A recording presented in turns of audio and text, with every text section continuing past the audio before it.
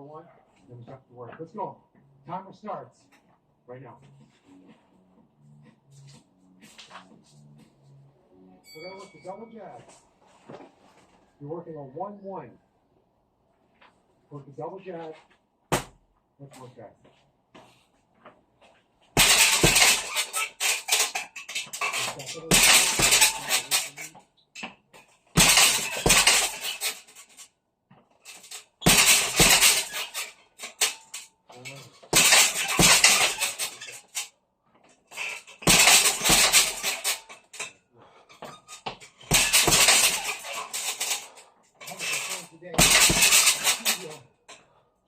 Working not it's a warm up. Behind that. 1, 1, 2.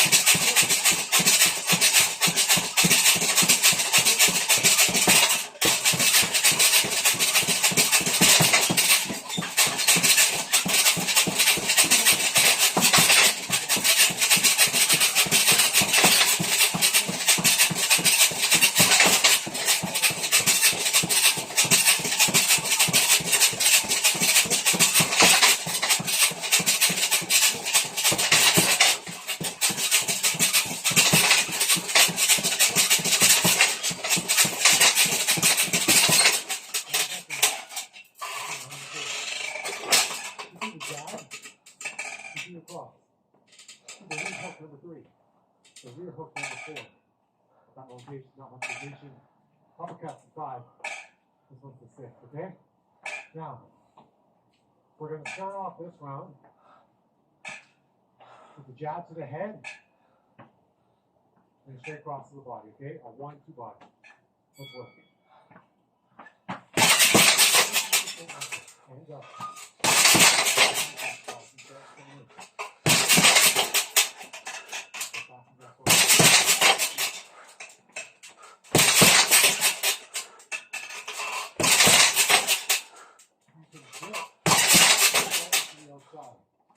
You can drop slightly down, or you can stay level onto an angle. All effective.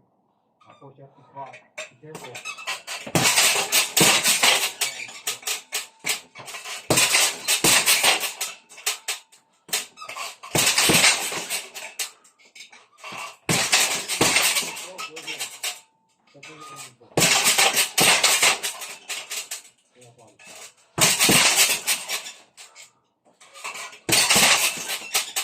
Then, here we go.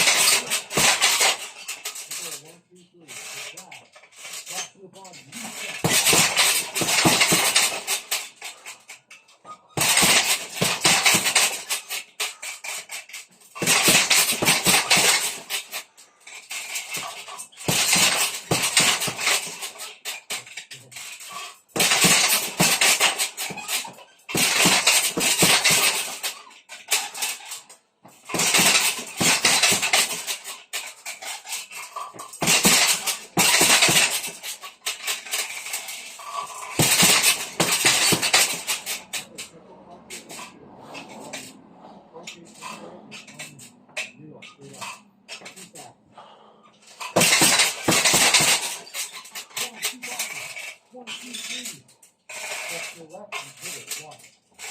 One, cross the body, reset.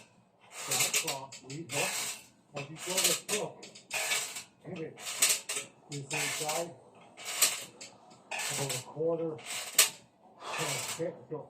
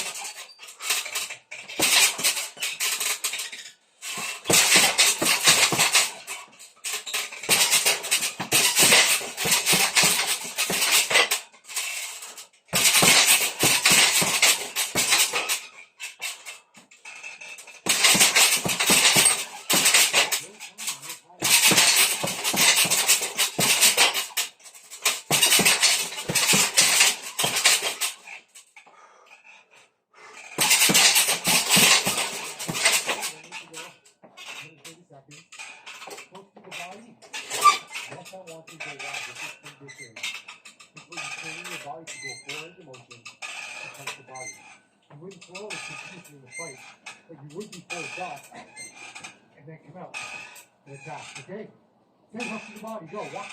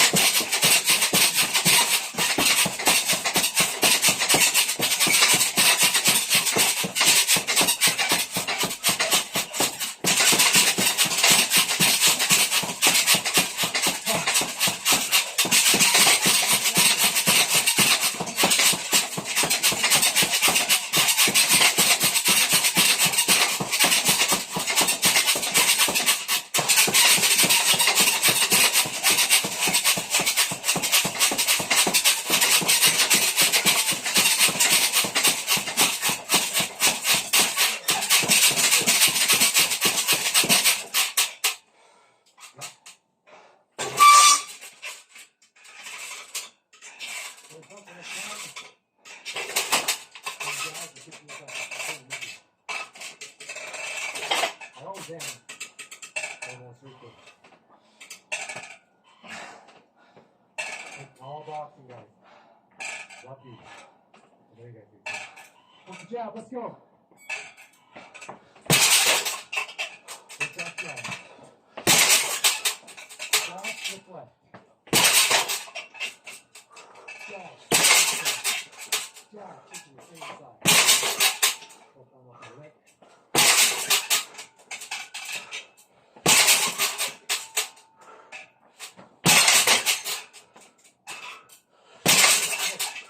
Pop only too far. As soon as you do that, you're going to force this way. To be strong, you need force on your head.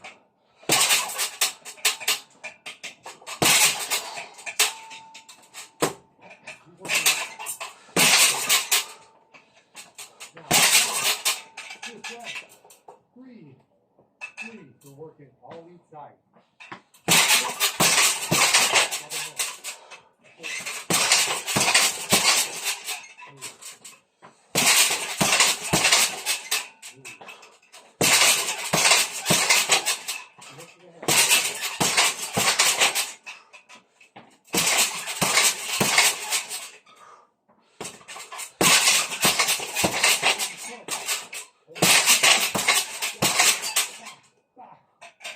This rear cross. Let's go. Go.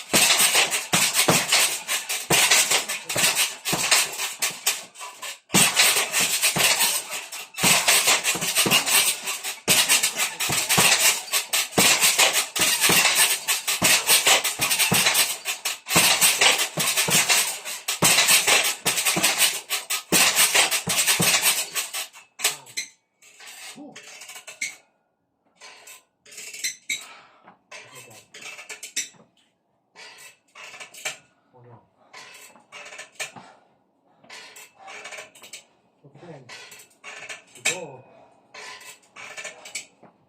is not to work. Challenge you for winning. So if you know, do this over and over after watching. Now, push the bag, push around it. Let's go.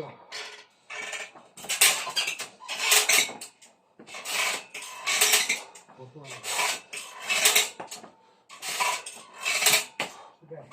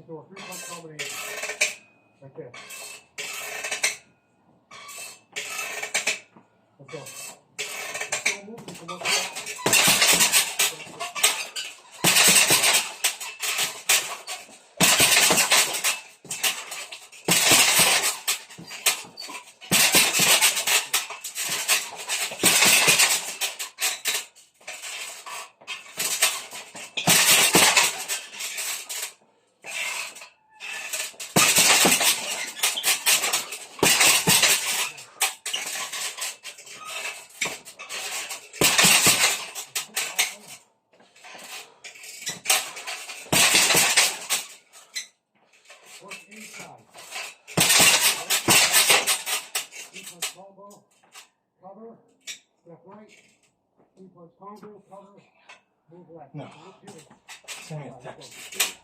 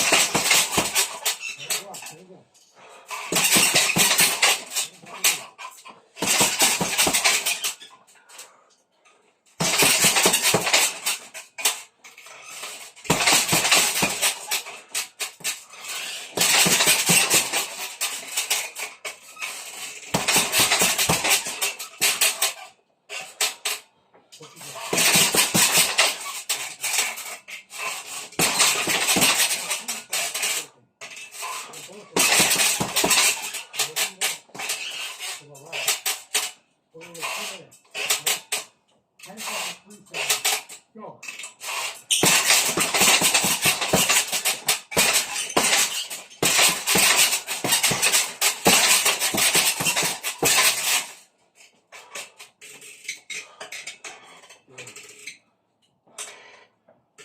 Jason, this is on the bag. Go.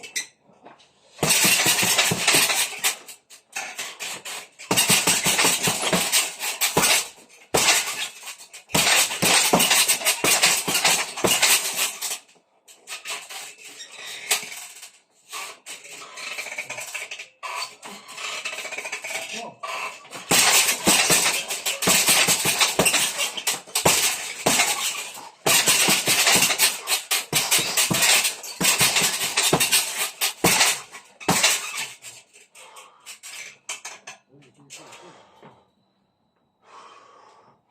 Ready.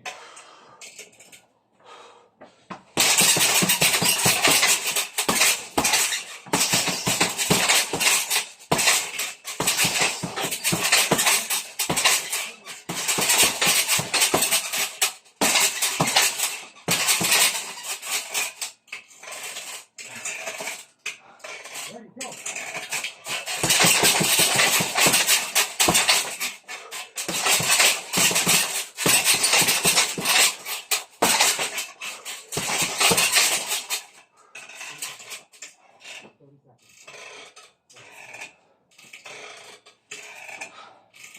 All power, go.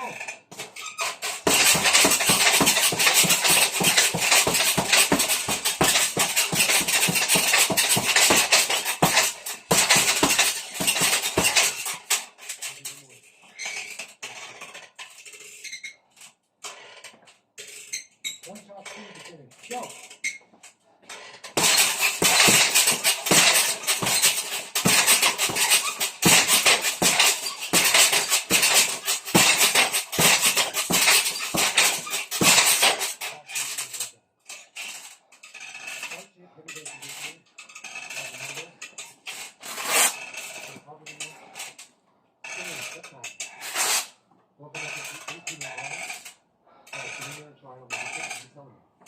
Elevated trial. So game change because it's ready for a fight or comedy. If you do boxing, they'll work you to education. If you want to try ICU or Josh, you can work.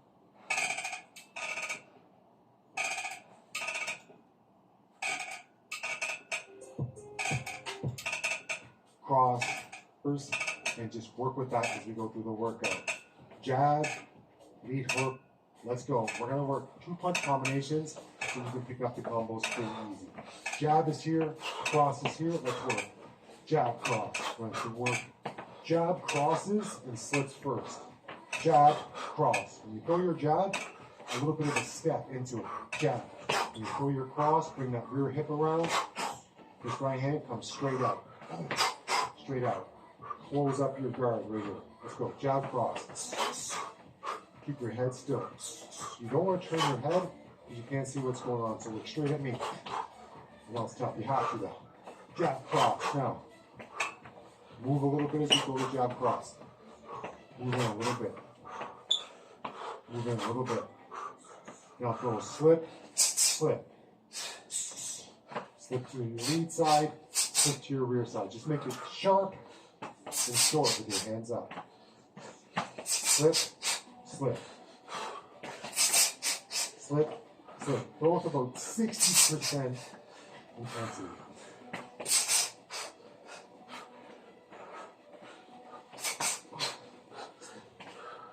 There you go.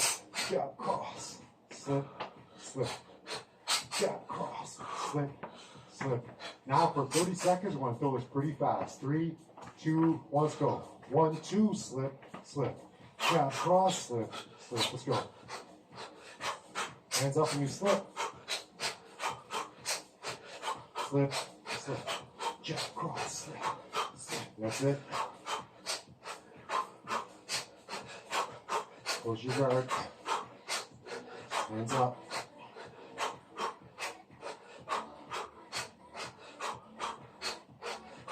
Now, 3, 5. So we're going to work only the lead side. Lead hook, lead uppercut. 3, 5. Lead hook, lead uppercut. Let's go. Keep this hand right here. 3, 5. 3. Halfway back. Extend with a vertical forearm. Hook, uppercut. Hook, halfway back. Lift the elbow. Pop it up. Right? 3, 5. 3, 5. Good job. 3. Work that. Lead hook, lead uppercut. 3, 5. Say the numbers in your head. It makes it easier to remember. 3, 5. Lead hook, lead uppercut. All odd numbers.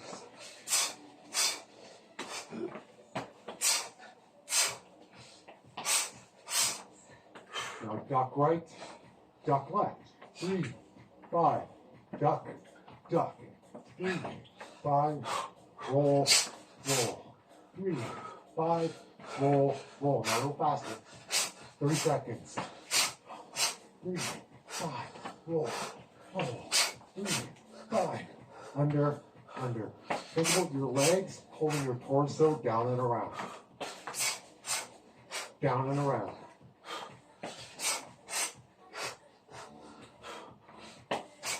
10 seconds.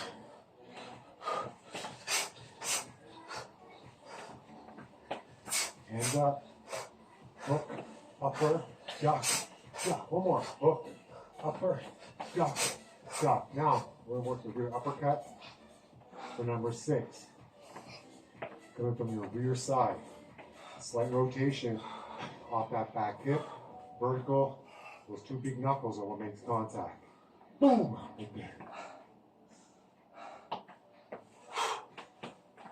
Okay.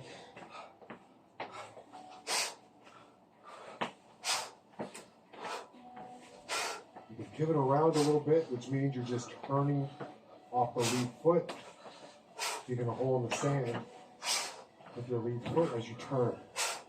Close your guard as you rotate. Flex your core and breathe. Flex your hand hardest at the top of the punch. Okay, now, step left, rear uppercut, step right, upper. Step left, lead side, upper, rear side, upper. Step, upper, here, upper. Get back down now. Duck into it and step, uppercut. Duck into it, step, uppercut. Hands stay up. Boom. Boom.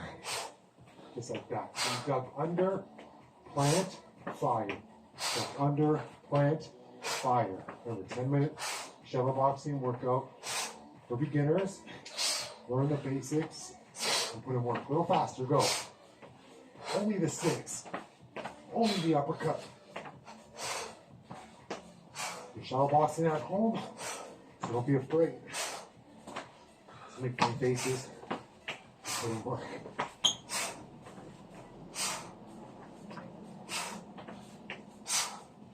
We're halfway done. Goes by quick, and you learn a lot. Duck step, upper. Duck step, upper. Okay, now, for 2 minutes, we're going to work the step in, jab cross, and step in, hook, cross. So we're only working the 1, 2, 3, jab cross, lead hook, okay? So, step in, 1, 2, step back, 3, 2, let's go. Step back, hook, cross. Step in, 1, 2, 1, step back, 1, 2, 1, hook, cross, let's go.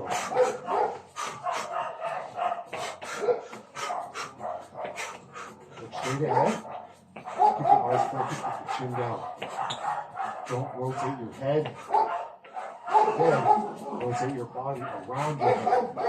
Step, 3, 2, 1, 2, step, hook, cross. 1, 2, step, hook, cross.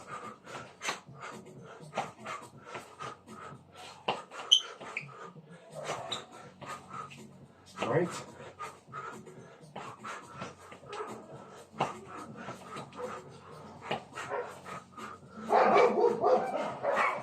Now, step in.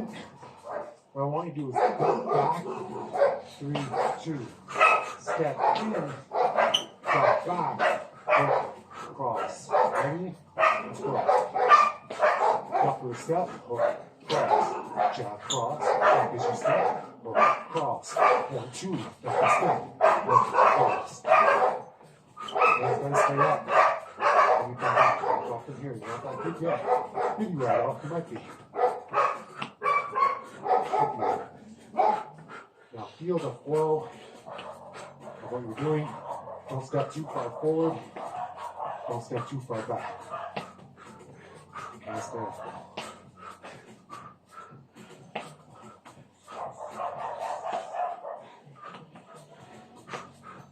Come on. You got it.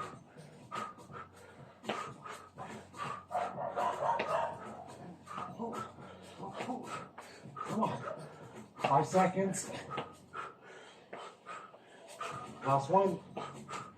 Good. So again, you're working lateral, forward, back, working it all. Now, we're going to step to your left. 5, 2. Step to your right. 6, 3. Step to your left.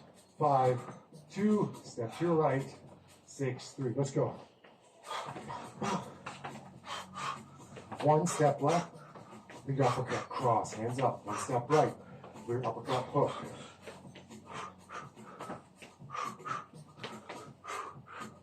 5, 2, 6, 3. So you're working lead, rear, rear, lead. 5, 2, 6, 3. 5, 2, 6, 3. 5, 2, 6, 3. Now what can you add in here, guys? That's right, a duck.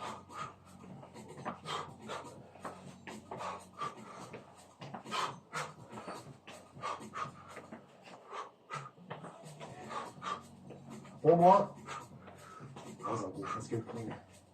There we go. 2 more.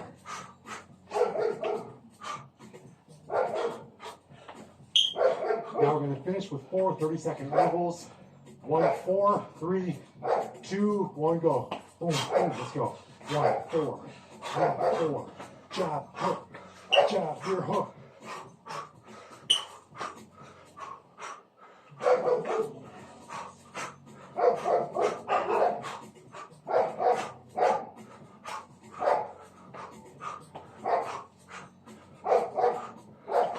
Drop those hands back in.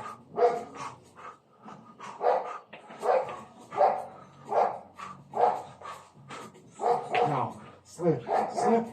1, 2, 1, 2, slip, slip. 1, 2, 1, 2. Let's go.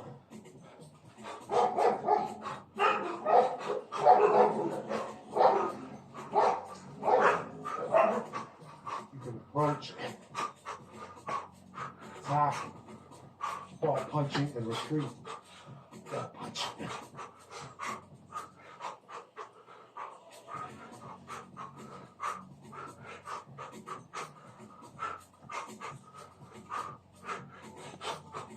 Two more.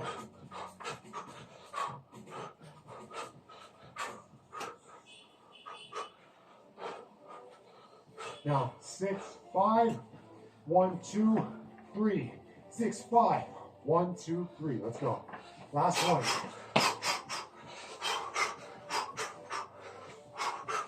6, 5, 1, 2, 3. 6, 5, 1, 2, 3. 6, 5. Jab, cross, lead hook.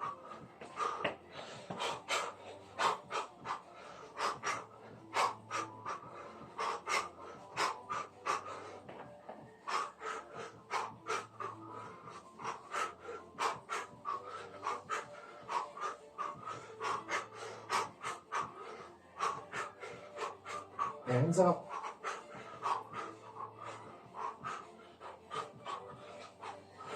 One more. Now, finish however you want. But I want you to add some footwork in. 30 seconds, go. Just let your hands go. If you're new, maybe you're just working on jabs. Maybe you're just working on a cross hook. Maybe you're working on 1-2s that move. Think 2-punch combos.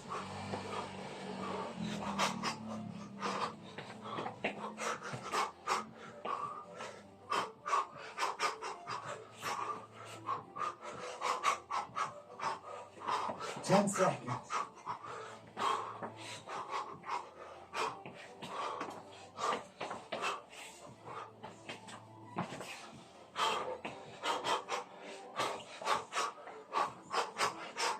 Three, 2, 1, and time.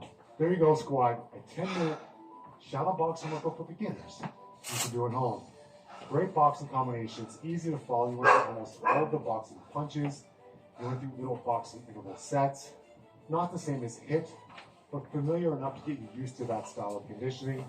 10-minute shadow boxing workout for beginners at home is about building confidence, allowing you to understand what the boxing names and numbers of the combinations are, and of course, allowing you to get a bit of a sweat on and enjoy the workout and not getting frustrated.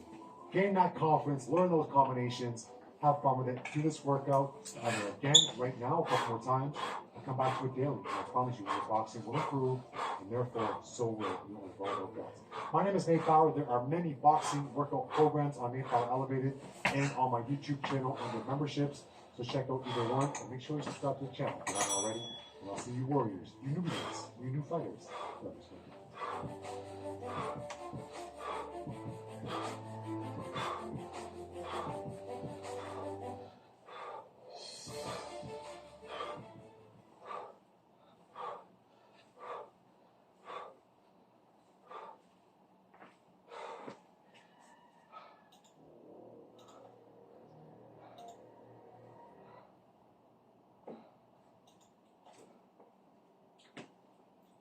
Throughout Magic's history, there have been countless cards that have, through one way or another, created an infinite combo. While there are plenty of cards that have only very niche combos, there exist several cards that have proven to be the source of several different ways to go infinite.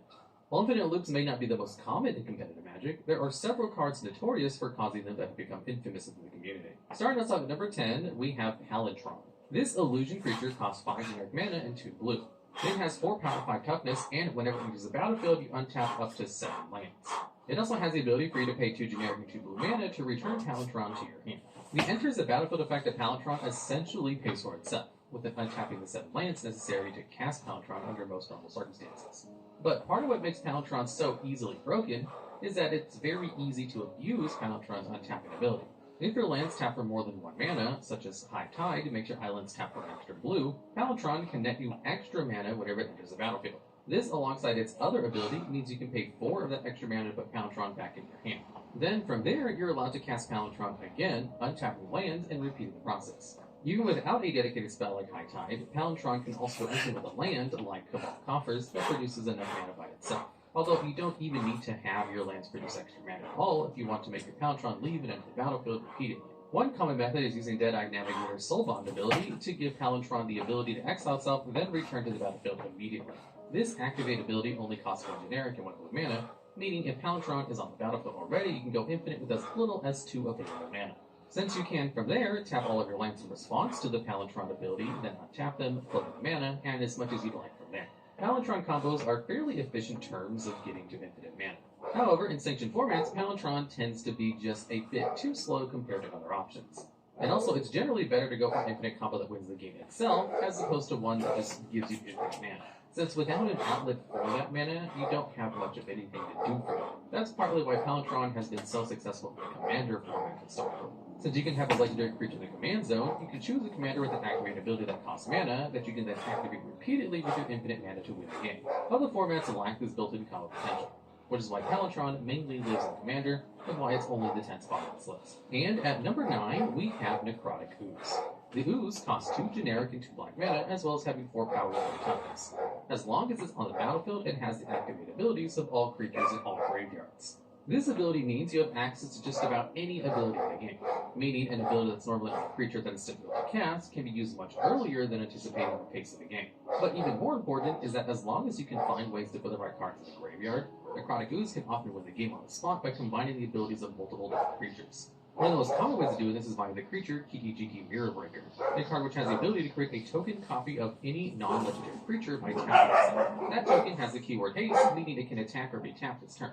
Normally, Kiki-Jiki's ability cannot be used on itself, and thus it cannot go infinite quite so easily. But since Necrotic Ooze isn't legendary, it can target itself freely, thus making infinite copies of Ooze. While the tokens will be sacrificed at the next end step, you can combine them with a variety of other abilities to end the game, such as using the ability Death Cultist to sacrifice all the tokens and drain your opponent's life. Necrotic Ooze can also be used alongside Phyrexian Devourer to exile from the library and give itself counters, only to then remove those counters using the ability of Triskelion to deal enough damage to win. Essentially, any creature combo that exists entirely through creature-activated abilities is a combo that exists through Necrotic Ooze. It requires graveyard setup, but Necrotic Ooze goes infinite in more ways than most cards given the nature of combining abilities that were not designed to be on the same creature. It also allows you to do these combos much earlier than if you'd played with the normal combo, since Necrotic Ooze only has a mana value of 4, and has all of those abilities right out the gate, as long as they're in the right spot. The amount of setup required does leave it susceptible to graveyard hate to a point where it has not seen played much in sanctioned competitive formats. And at number 8, we have Isochron Scepter. This artifact costs 2 generic mana, and when it enters the battlefield, you exile an instant card with a mana value 2 or less from your hand. You may pay 2 generic mana and tap Isochron Scepter to copy the exiled card and cast the copy without paying the mana cost. In essence, this allows you to exile a low mana value spell from your hand to have a repeatedly usable Scepter. While this could be used alongside something like Interaction or a Search effect to repeatedly get value out of the spell, it's most commonly used as the centerpiece of infinite mana combos.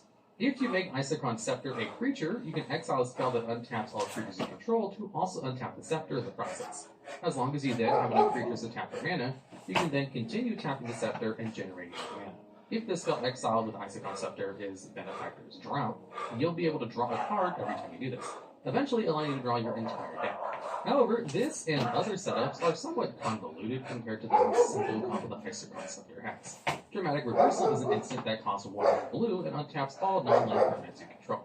While a spell like Benefactor's Drop requires you to step a bit further, Dramatic Reversal is already able to untap the Scepter by default. Beyond this, you can also rely on bandages and artifacts alongside creatures, meaning it's far easier to generate your infinite mana. One of the major drawbacks of the combo is that if the Scepter is ever destroyed, the spell will remain in exile, meaning you'll have to find another copy of it to combo again. And considering this is another combo that primarily is playing Commander, it does hold it back some. However, the Dramatic Scepter combo is a potent and well-known combo in competitive Commander despite its frailty. There are plenty of spells that can search Dramatic Reversal, and given that these decks often run various combos, Isochron Scepter can sometimes be used instead as an outlet for a different combo, or if necessary for value when the combo is outright undoable and options are limited. And at number 7, we have Cloudstone Curio. This artifact costs 3 generic mana and has the ability that whenever a non-artifact permanent enters the battlefield under your control, you may return another permanent you control that shares a type with it to its owner's hand. This card generally allows the player to reuse powerful enter the battlefield or leaves battlefield effects while cycling through their own creatures. However, when combined with 2 creatures that cost 0 mana, Then Curio could bounce the two creatures indefinitely, since you can just keep recasting for free and triggering Curio again. Combined with an Impact Tremors effect that deals damage whenever a creature enters the battlefield, it's an efficient on mana, yet heavy on cards win condition. However, the card's combo potential doesn't end there, especially since Cloudstone Curio does not specify it has to be a non-token permanent that enters the battlefield. As such, if you're a creature like Alayla, Artful Provocateur, it allows you to use 0 mana artifact creatures, which normally would not work with Cloudstone Curio given its non-artifact restriction. Alayla creates a